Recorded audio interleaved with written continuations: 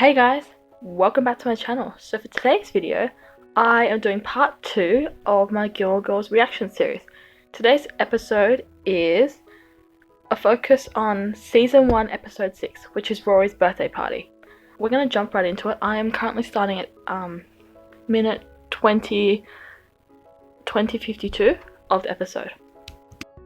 This is Richard talking to his insurance people. Rory! Gentlemen, this is my granddaughter Rory. Happy birthday, Rory. Ooh. Okay, I know this party was a total bust, but Rory just got some money and she wants to go to Feds, so I don't think she's complaining yet. But it's so far from the world that Rory comes from. Rory's not used to being given things straight up in that way. And it's funny because I know a lot of people say that she's been given everything, and in some ways she becomes used to that environment where people give her a shot as long as she proves herself, and she won't necessarily have to apply for something, but she'll get it because she manages to work towards it when the opportunity presents itself. But in the early episodes of the series, Rory hasn't really been exposed to that life yet, and as a result, it seems very interesting that she gets money, and I don't think she knows how to react to it because she just kind of takes it, but she obviously can't reject it because it's her birthday, but she doesn't really seem sure about what to do with it. I think we should get Dennis on the phone right now. Fine. I've got a phone in my office. I think Emily really actually hopes this party will work out. I don't think she really realizes what she's done. She doesn't view it as a meddlesome event because she legitimately thinks that this is what she's meant to do. Paris. Paris is at Rory's birthday party. My parents made me come. Oh, God. Otherwise, I wouldn't be here. You believe me, don't you? Oh, great.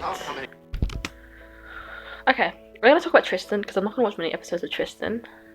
But we're here now, so let's do it. I can't stand Tristan. And here's a few reasons why. A way to a girl's heart is not through biblical insult. It's not through making fun of her. It's not through making really shitty jokes. It's not making really shitty jokes at their benefit. You can make as many shitty jokes as you want, okay? Like, that's your prerequisite. But his attitude and his demeanor always aggravates me. And I know he gets humanized when he gets dumped, but oh my god, guys like that piss me off. Doesn't mean Rory's obligated to date him if he ends up not being an asshole, but in its current form, there's absolutely no reason that we can see that Tristan is a viable love interest other than the fact he's vaguely hot. Like, that's not really a great reason. Where's my birthday kiss? It's my birthday. God, shut the fuck up. Your birthday kiss. What is wrong with you? What is wrong with you? Okay, I gotta tell you something. I'm madly in love with you. Well, good luck with that. Well, I can't eat, I can't sleep. I wake up in the middle of the night calling out your name. Rory. Rory. Would you shut up, please? Rory! Oh my god, I Who's your love friend? how much I don't Rory know, but this is doesn't deal with it. Tristan DuGray, sir. DuGray? Are you in relation to Janlin DuGray? Okay, That's my grandfather, sir. Well, I hadn't noticed this before, but does this give you like Yale vibes, Yale party vibes in season 5 episode 8? Because you know how in that party Rory's pretty much auctioned off by her grandparents. Yeah, they're a great bunch. Manipulative as they come. And then Logan pretends to be Rory's boyfriend, and then I think Richard ends up showing up at the scene, and then he kind of, when he sees that Rory's with Logan, he backs off like, oh, the Huntsbergers are great people. It's the same thing here because Richard's like, oh, DuGray, as in he finds this relationship between him and Tristan's family as if he's already like implicitly approving of him. he's a fine man. Well, He's a fine man. Rory, you That's what have I very find good tasting problematic. friends, They I make this approve. assumption that if your family is of good breeding, the guy is worth dating. But I think having the grandparents' Wrong man can approval always find a friend. in grandparents like this approval He's drunk. isn't really one that's very complimentary. This is stupid. You don't even like me. You just have this weird need to prove that I'll go out with you. That's not liking someone. Why are you fighting this? You gotta give him a mention. Rory, I'm so happy for you. Yes! You just have this weird need to prove that I'll go out with you. Oh my Okay, god, right. I love Rory standing up for stuff. It's freaking so important. Oh, there you are. I think it's time that you said a few words to your guests. What? Just a little speech to say thank you and tell everyone how it feels to be 1 year older. Mom, I don't think She's the hostess, Lorelai. This is her responsibility. I am not the hostess. You are. Hey, honey, hold on. This is your party, and these are your guests, and I don't have anything to say to them, so you give the speech. Rory! Excuse me. What was that all about? Lorelai, your daughter has no manners whatsoever. You should be ashamed of yourself. Emily.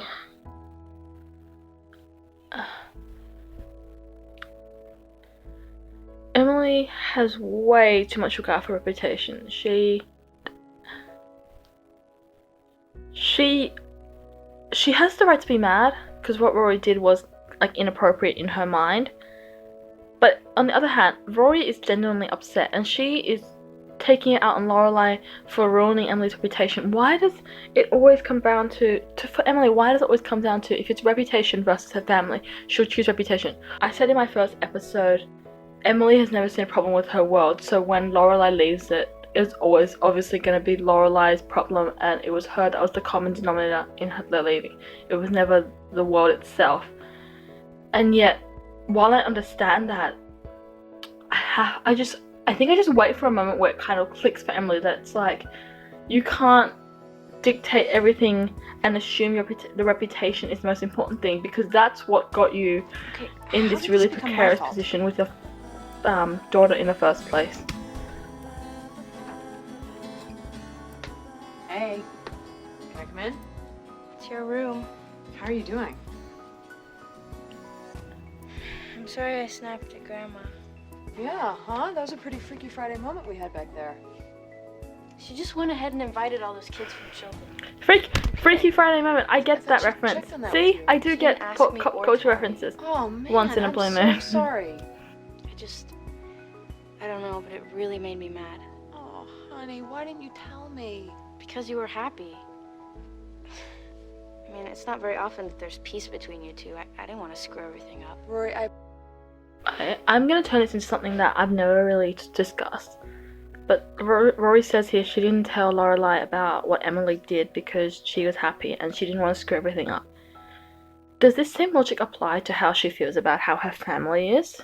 Like Christopher not being her in her life and Lorelai. I'm sure Lorelai tells her on a daily basis she's enough, and I 100% believe that Rory believes that on a major level, but I feel like every time Christopher reinserts himself in their lives, and I'm jumping way ahead here, but we need to talk about this. I think at that point, like, there were streams of consciousness in Rory which raises the idea that sometimes it's her fault that Christopher wasn't around. And I think there's times when Rory thinks that if she was just out of the way or she didn't say anything, things are more likely to go better. And I think this is something that's kind of like, it shows up in the relationships she has, like the romantic relationships she has. It shows up even in times of like tension with Lorelai.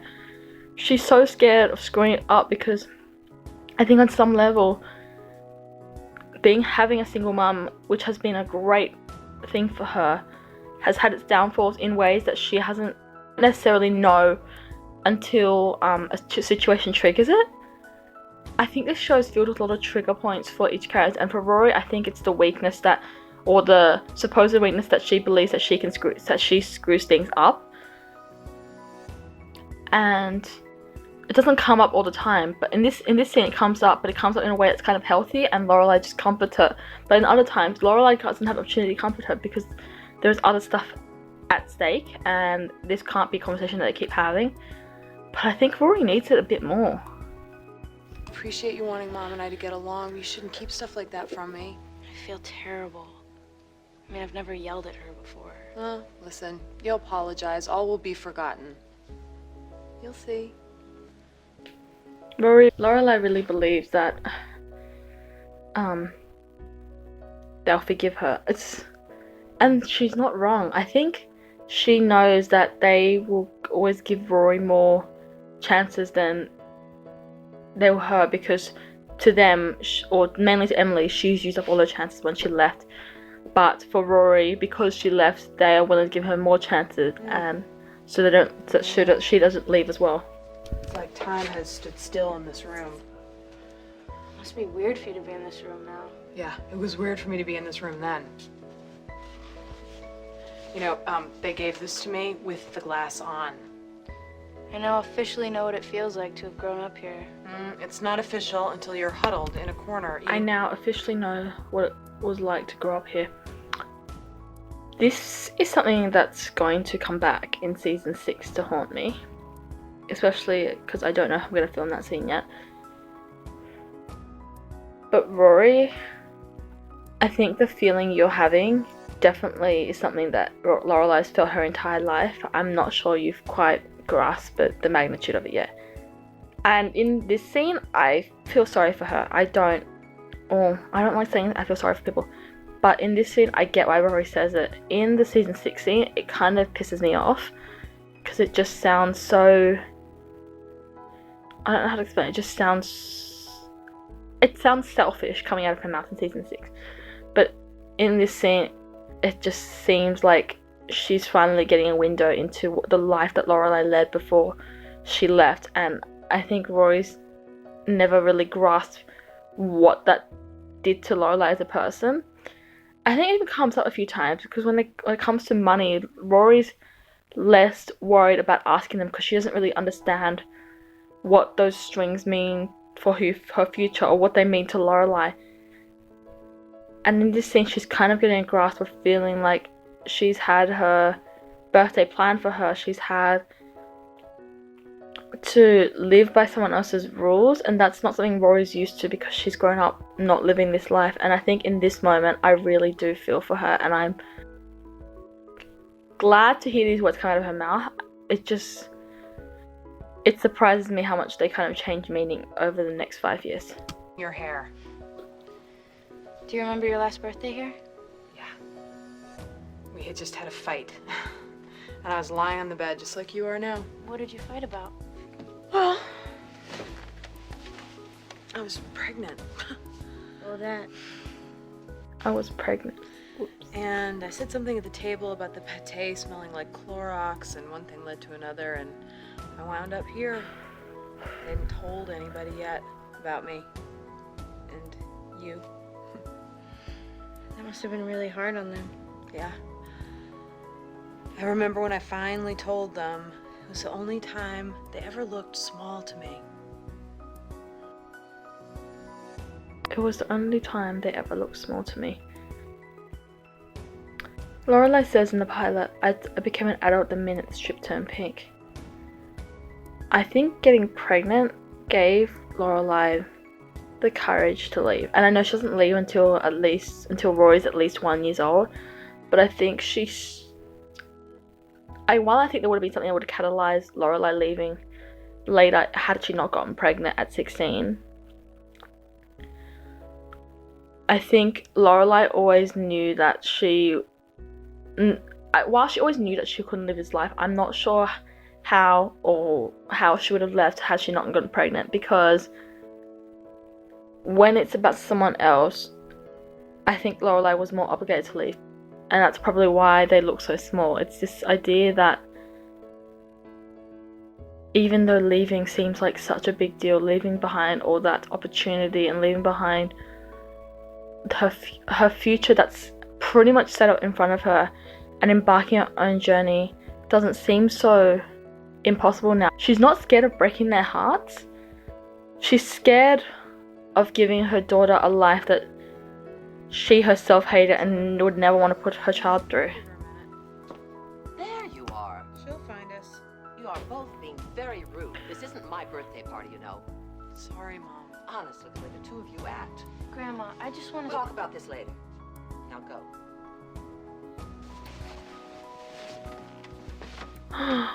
That's cold. Grandma, can I talk to you for a sec? Richard, the girls are leaving. Grandma, can I talk to you for a sec? And then Well, I'll leave Rory, Archers off. hope you had a good time. Yeah. Must be Now, hard to apologize. I know to that your Gilmore. grandmother has already bought you a gift and signed my name Richard's to it. a ray of sunshine That's here. part of our agreement when we got married. However, I feel this occasion calls for something a little extra. I know that your grandma's already gotten a gift and signed my name to it as part of agreement as we got married. Are you serious? Oh my god. Oh, okay, so I know season 7 wasn't about Amy Sherman Palladino, but that makes me laugh because can you imagine Amy Sherman Palladino seeing that painting that Emily and Richard gave Christopher, that really ugly one. Can you imagine Richard's face as he watched Emily sign his name to that really ugly thing? Then again, they probably were a bit pissed off that they eloped in France. But anyway, that's pretty good. Oh, Grandpa. You're a good girl, Rory. Oh, Happy he's so birthday. cute. I don't deserve this. Fine, hand it over. You girls should get going. You've got quite a drive ahead of you. Grandma, we're having a party tomorrow at our house. And, I mean, Keep it won't be going. anything like this, but it will be fun. And maybe you and Grandpa could come? Okay, I have to say this. I know Lorelai did what's best for her, and I think on some level she really does regret leaving though.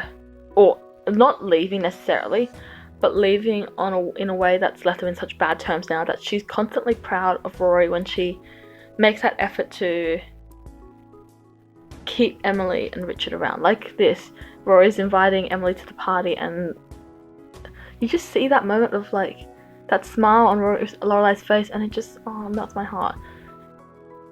It's a very complicated story, isn't it? Because I don't think Lorelai ever has any qualms about making the choices that she has, but I think she will always want Rory to do better than her or make decisions on her terms, but do it in a way doesn't require her to burn any bridges. Boy, that's very sweet, dear, but I'm afraid we already have No, you plans. don't. Oh, Oh my god. Have a seat, Lorelai's dear. face. Lock the door behind you, okay? Lorelai's about to Why come. don't you go help that guy out there put all the presents in the car? Let's do this. Come on. All this can go in the dishwasher. Mom, come to the party tomorrow. I can't, I'm busy. Throw those out, we won't eat them. Mom, your granddaughter invited you to her birthday party. Please, come. I've already been to a party for my granddaughter, and she humiliated me in front of all my friends. I have no desire to relive that Emily, experience. this is The not cheeses about must you. be put in Please individual bags, please. hear what Come on, give her Lorelai's a saying. break. I'm You invited all begging these you, Shilton kids please. without even asking her. They're her schoolmates. I assume they were her friends. Well, you know what they say when people assume things. No, what do they say? That you shouldn't. Very clever. Mom, she didn't want them here. She Oh, doesn't good. like them. Well, I had to invite them. That's just good manners, something that your daughter is sorely lacking. God, you know, you're doing the same thing to her that you always did to me. You try to control her, and when that doesn't work, you just shut her out. I'm too tired for your act. You try to control it, and when it doesn't work, you try and shut it out. I think Emily actively works to not do this to Rory. There are times that she absolutely fails at it. But for the early seasons, I genuinely believe that she tries not to do it other than this episode because she can't bear to lose another family member like she has. Accusations right now. Can we do this tomorrow? I'm just... Here, I'll find you a pen so you can write down your insults so that... Emily, this is not about Lorelai's insults. Just hear her out. you won't forget them. Mom, this is not funny. I have a crushed kid out in the car. What do you want me to say? Everything's fine. It's It's not forgotten. about- There, I'll see you next week. So I guess the whole pudding thing was just a fluke. Now I regret not watching the pudding scene. But it breaks my heart kind of hearing how much hope Lorelai put in that pudding scene, and knowing that she served it for Lorelai and Rory, and then now Emily's kind of regressing back into her, this is my moment, this is how I'm going to do it, and you're going to follow me type mode. And it's, I know it's who she is, and I know it's really hard to, I guess, change character patterns, but God, sometimes you just really wish you would, because you can kind of see this is Lorelai extending the best olive branch that she knows how to, and Emily keeps rejecting it. And I know a lot of people say that Lorelai is unnecessarily angry sometimes, and she's unnecessarily blunt, but there are times when Lorelai opens up and Emily shuts her down. And in this episode, Emily clearly has time to react and change her mind, but instinctually she shuts Lorelai down first. Huh? Trying to get to know us, easing up on the rules, smudging that bottom line of yours. It was just some weird phase. What, you were on cold medicine last week or something? Oh, so I'm a villain now, is that it? I spent a... You know what? I actually do believe. I don't doubt that this is Emily's way of showing love. I just really wish that she knew that it's not necessarily going to work. And I think I wish she understood that this life, while it works for her, it doesn't work for everyone else, and it makes other people uncomfortable. And I think this is something she kind of realizes in the revival, when to her it seems all pretentious and just full of frills for no other reason other than to be frilly. But in this scene, when Lorelai kind of talks this life down, Emily, I think, feels like she's being talked down. To insult this life is like to insult Emily. And as much as I'm angry at Emily in these few scenes, if you watch Kelly Bishop's face in this, and I have literally got it on screen as I'm talking about it, you feel absolutely awful for her, because you kind of know that to Emily, this is her world, and it's not just her world, this is her life, this is who she is. She doesn't have any other dimension. She does, but she doesn't have it in a way that fulfills her like this life does. And then Lorelai storms in, crushing that again, right after Rory humiliates her. And that's heartbreaking. On this party, I spent days planning it, making sure that every little detail was perfect. The food, the linen, the music, and I did all this for Rory. Well, that's not what she needed, Mom. What she needs is for you to accept her apology and come to her party. That's what she needs, but you don't care what she needs. How dare you? You don't even know what she... Lorelai, she cares. She just doesn't know how to acknowledge that someone needs something other than the world that she's used to. Because you never tried to know her, just like you never tried to know me. Just like you never knew me. Oh. I don't know how to talk about this, because I've told you countless times that I do not question why Lorelai left. But there isn't a world of heartbreak that underpins all of this, and there's a world of pain that underpins the fact that it's not just the fact she left, it's the fact she never came back except for like holidays. I don't think Emily really knows how to learn to relearn and rebuild a relationship with someone that you've had that far time about, that you haven't spent that much time with in such a long time, that you kind of just show what you can, and then you regress into old habits to try and continue that relationship. And you don't want to be called out when you do it wrong. But on the other hand, when you do get called out, you at least learn something from it. I know you. Oh, please, you don't know anything about me. Oh, you'd like to think that, wouldn't you? That you're just some huge mystery to me. Why does Lorelai do that? I don't know. She's a mystery to me. Well, you're not so mysterious, Lorelai. No, what am I then? Well, right now, you're very loud and disruptive to the entire cleaning process. For God's sake, what do I have to do to get you to put the damn cheese in individual bags? Fine, I give up. Oh, you give up? If I had $1 for every time you gave up. Then you could pay for this party, couldn't you? It's funny. Lorelai talks this entire scene how that Emma doesn't know her, but she does. She doesn't know her in the ways that matter the most, but she knows how to make her tick. And I think that's a big deal. What's that quote? The opposite of love is not hate, it's indifference. Emily doesn't hate Lorelai. She loves Lorelai, but she exhibits in a way that looks like it's hate, and it's never ever indifference towards Lorelai, except in some really, really bad moments. Such as next season with the engagement, which we'll talk about then. But what I wanted to say was, they know each other well enough to like finish their thoughts, even in the middle of a fight. They know each other well enough to like mimic each other's mannerisms just by being around each other. They know each other in a way which causes them to clash so often, but they don't know each other in a way which can help them build a relationship, because their personalities are so different and they have so many strong values that they cannot give up.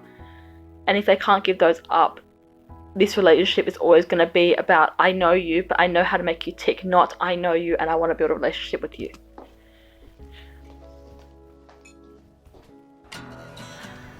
Okay, so the party just finished. I was gonna do the other birthday scene It is now 27 minutes long, so I think we're gonna have to end it here. It's quite a long video so far, so we're gonna end it here. I'm probably gonna do the birthday scene and a bit of the dance in the next episode together. Famous last words. But yeah, I'm gonna end the video here. I hope you guys enjoyed watching. I'll leave a whole bunch of stuff here so you can subscribe and like this video and check out my blog and all that stuff if you're interested. I'm still working on my talking, but I really hope that these videos are insightful in some way. But yeah, I will catch you guys next time. Bye!